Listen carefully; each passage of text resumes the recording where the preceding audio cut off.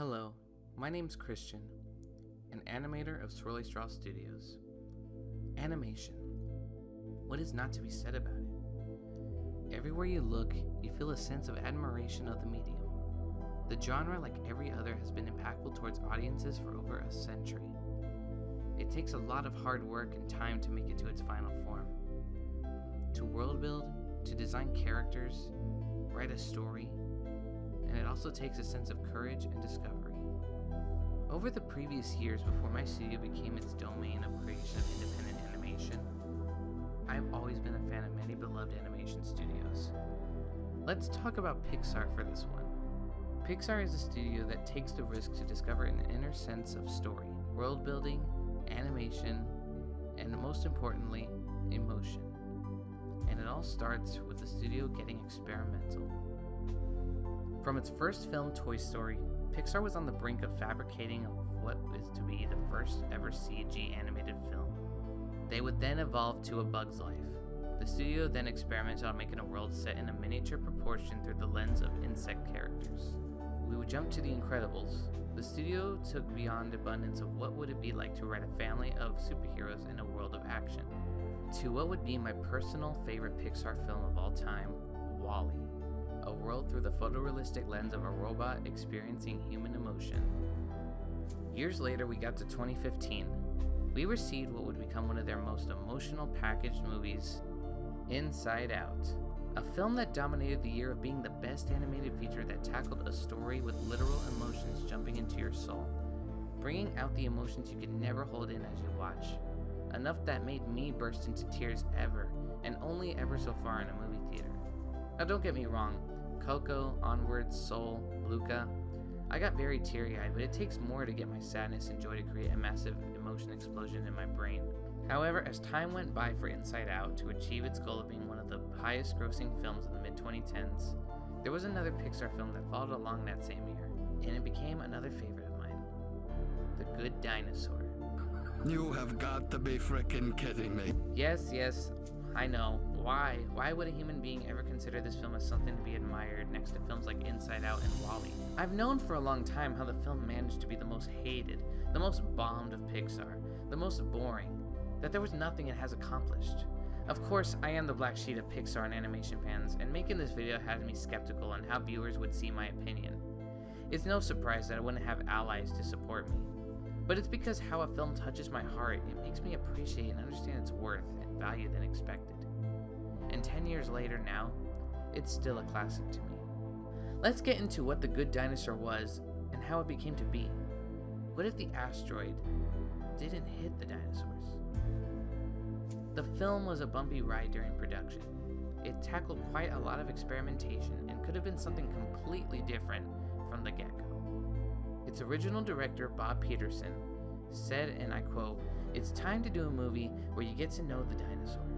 What it's like to be a dinosaur, and to be with the dinosaur." Now, of course, this isn't the first ever dinosaur movie, especially one that hasn't bombed in 1993. You could call it no coincidence that Disney, as well, in the year 2000, made a dinosaur movie that also bombed and got negative reviews. But I'm not discussing Dinosaur. I'm discussing The Good Dinosaur. From early concept art and the synopsis on the film was set to be completely different. It would introduce the character Arlo, who seemed to be much older than his final form. And just like the final plot, he becomes a farmer, goes on a quest and meets a cave boy, and soon they become friends. And here's where things began to take a detour. Back into August 2013, Disney reported that due to story problems, the director and the producer had to be removed from the film.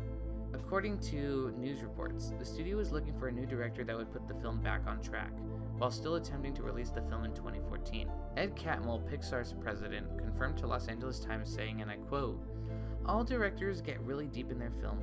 Sometimes you just need a different perspective to get the idea out. Sometimes directors are so deeply embedded in their ideas, it actually takes someone else to finish it up." Bob Peterson, who still remains at Pixar, moved on to do another project he was developing. On September 18, 2013, it was announced that The Good Dinosaur will be released on November 25th, 2015. A few months later, in October, Peter Sohn was officially announced as the director of The Good Dinosaur. His contribution was scrapping the concept of dinosaur farmers and including the idea of making nature itself the main antagonist, making its first Pixar film to not have a literal villain. However, Peterson warned, the title is deceptively simple. It has more meaning to it than it seems. When I went to go see Inside Out in June 2015, that's when I first saw the teaser trailer. The movie looked like something very ethereal. It shared us no exact plot, but it had incredible visuals and no exact story yet. Trailers and ads came along as the months counted down to November, and even though I wasn't exactly aware of the story, I was touched by the characters. The main protagonist of this film is Arlo.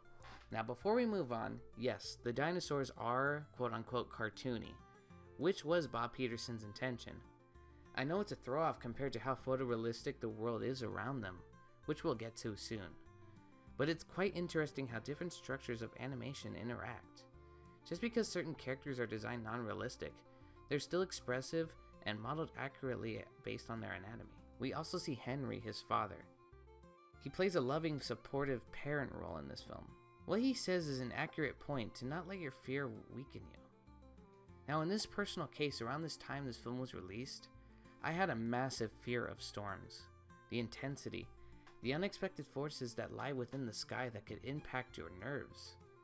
It was presented well thanks to the animation that really turned clouds into characters and its mind-blowing effects. I really felt scared and anxious seeing those scenes in the movie, reminding me how I deal with storms in the real world. Not to mention the river with those epic rapids. Pixar went all out with those effects. Now here's where I believe audiences call the boring part. We are mostly on this journey with Arlo alone. Nothing but the sounds of Michael and Jeff Dana's soundtrack, which is soothing. Give it a listen.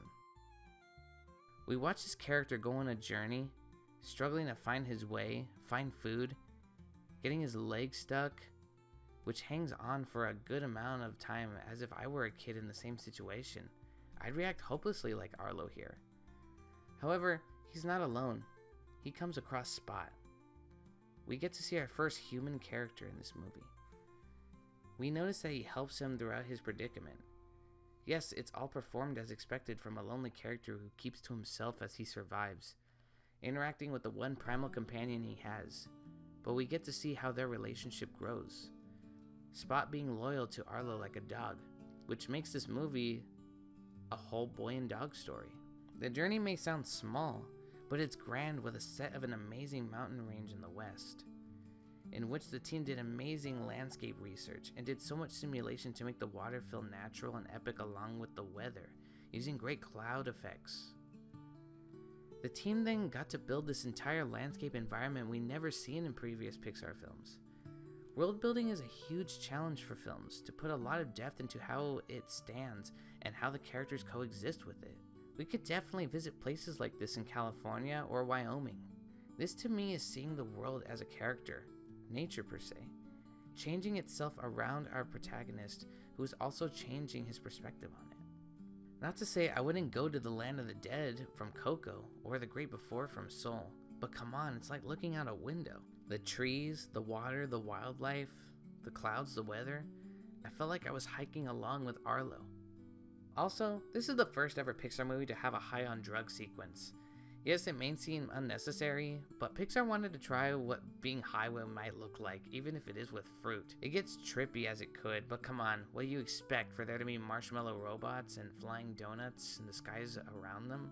Now let's talk the emotion on this one. It really tackles hard, as little to no dialogue between these characters. They still share and express their feelings of joy, but also the experience they feel with sadness as they understand each other's loss and how they understand family.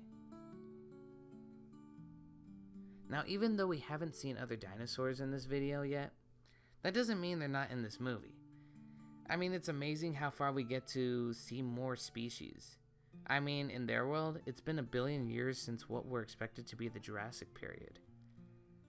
I enjoy how this is the first Pixar film set as a Western. The dinosaurs developed their behavior to graze and become farmers like the herbivores. And as for the carnivores, they became ranchers. Yet we see the T-Rexes such as Butch, who has a very distinct design. and his two kids who become helpful ranchers to Arlo and Spot. I'd say the T-Rex's and Arlo's dynamic feels very comforting, as even though the T-Rex has always been represented as the most vicious creature, it puts a new perspective on how they live and survive in this movie. What's also cool is how we see the velociraptors accurately in this. They have feathers. We don't see that in most raptor representation. We even get to meet our main antagonist, Thunderclap. He's a pteranodon who leads scavengers that eat surviving creatures affected by the storms they follow. I was never comfortable with this guy who enjoyed following what Arlo feared.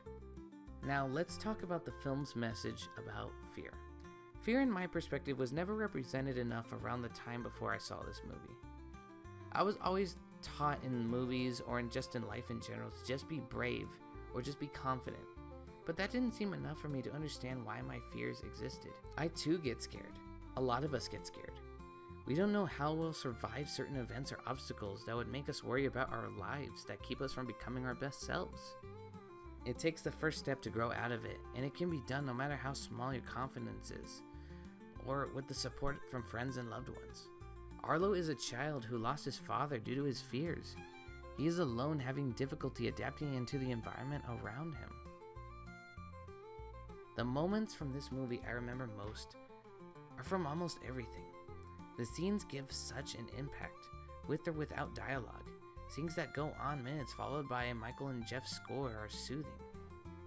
When the film ended, I wasn't prepared for it to. I wanted more. And no, I didn't want anything fixed than we already had. I was too attached to it. We took a journey to a world that was a character that created environments that were unpredictable to the actual animated character who discovers a friendship and facing his fears on his own. The character Arlo grew like a lot of Pixar characters. A simple boy and dog story is what was needed. Originally, when I was writing this video, I was going to explain the plot of the whole movie and why it's so good, but why should I? Why should I just recap the movie to you? We don't watch these videos about our favorite films to just reread the plot. I made this video to further explain why this film should be watched for the experience, and not by word of mouth by its cons. Here's where it gets personal.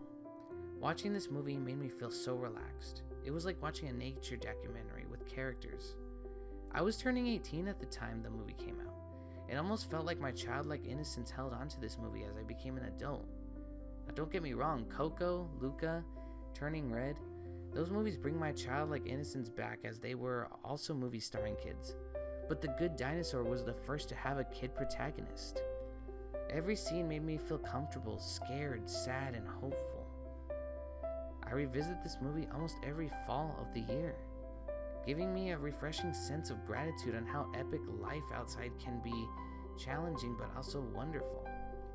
The film may not have been a grand musical adventure about death, a journey of underwater environments and creatures, or a comedic fast-paced college story of monsters. It was grand in its scale of animation potential, bringing dinosaurs to life with their capability to live free in the environment and settle down with a story about friendship and fear.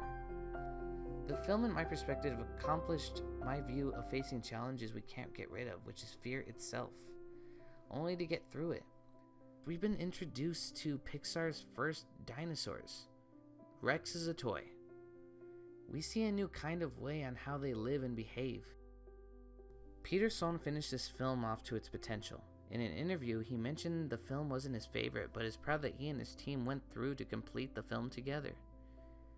This is because he later got to direct his own feature film, Elemental. The Good Dinosaur was his big step into directing a feature film firsthand. This did lead to amounts of awards, such as being nominated at the Golden Globes, and having 10 nominations at the Annies, including winning for Best Visual Effects in a Feature Film. Obviously. I'm not a critic. This is my first time reviewing a film I believe didn't deserve the hate at its prime. Films like this remind me to enjoy the beauty and entertainment given to us. It's not Pixar's best movie, but it doesn't have to be treated like its worst. Critics tear this movie down, because animation is sometimes taken for granted most of the time. Recently, another one of Pixar's films that had director changes, and also bombed, was Elio. I remember when the film came out, Audiences were actually praising the movie. That was until the internet decided to turn their minds around and give them reasons to not see the movie. I made this movie to celebrate 10 years of The Good Dinosaur, being a great film. It touched my soul, and it still does to this day, reminding me to not listen to the haters and have a positive perspective. I'm not saying you have to watch the movie to see what I see. All I'm saying is to give it another chance. While you do that, I'll be watching the film again and again and again.